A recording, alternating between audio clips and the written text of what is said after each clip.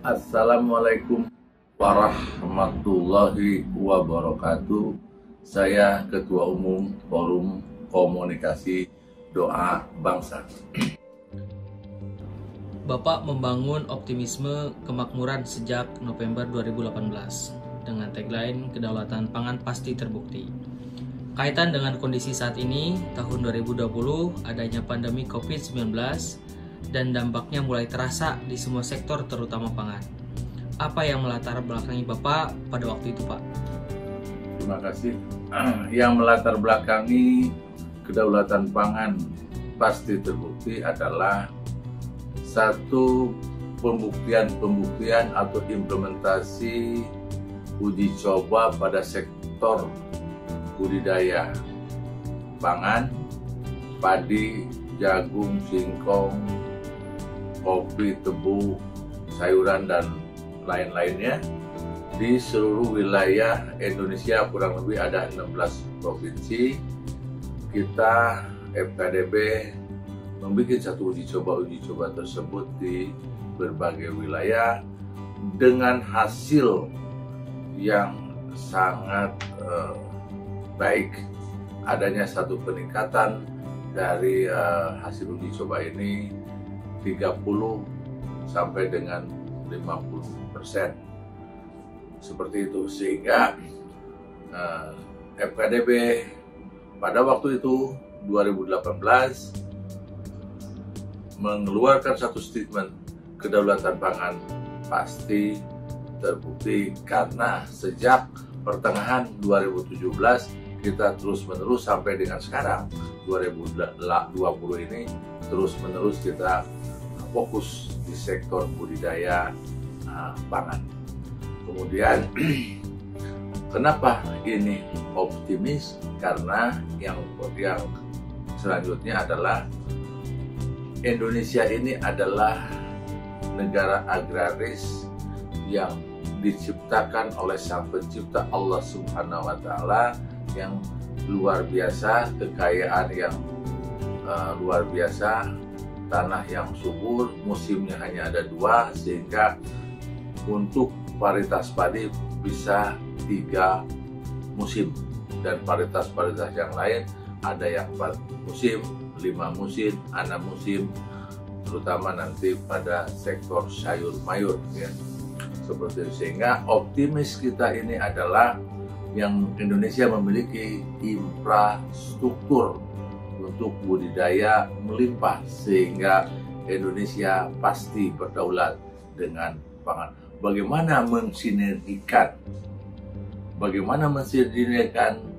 supaya ini terwujud, supaya ini terbukti, ya, mari kita terus berusaha dan kita berpikir, terus kita diskusi, terus kita implementasikan sedikit demi sedikit di lapangan, seperti itu. Jadi latar belakangnya adalah infrastruktur yang memungkinkan, dan Indonesia negara agraris, dan uji coba di lapangan yang terus-menerus sampai hari ini, seperti itu.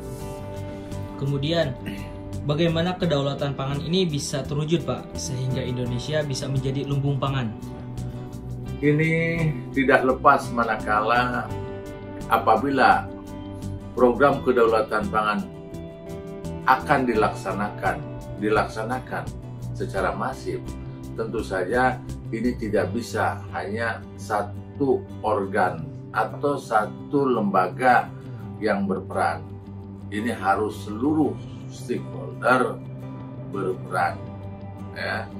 Pemerintah pusat, pemerintah provinsi, pemerintah daerah, regulasi, perbankan, investor, dan lain sebagainya. Dia mendukung, membangun satu kepercayaan kepada pelaku-pelaku daripada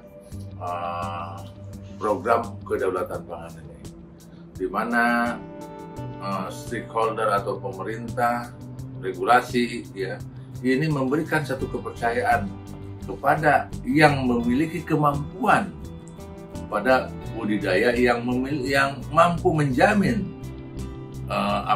budidaya itu berhasil. Berikanlah kepercayaan sepenuhnya.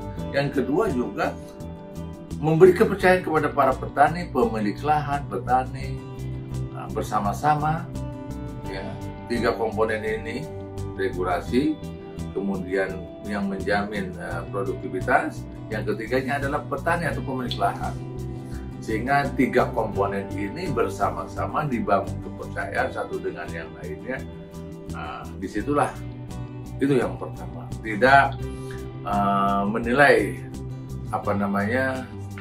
kekurangannya, ada kelebihan dan lain, tidak dipertentangkan perbedaan, tapi mari kita bangun persamaannya, bangun misinya, bangun visi dan misi, yaitu Indonesia harus berdaulat dengan pangan. Bagaimana caranya? Tentu saja caranya dengan ilmu.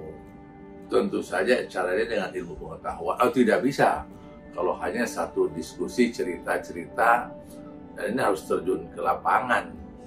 Ya, saya ini harus datang ke sawah, menanam seperti itu, membuktikan. Ya, tidak hanya bicara dan diskusi, tidak hanya literatur dan lain sebagainya.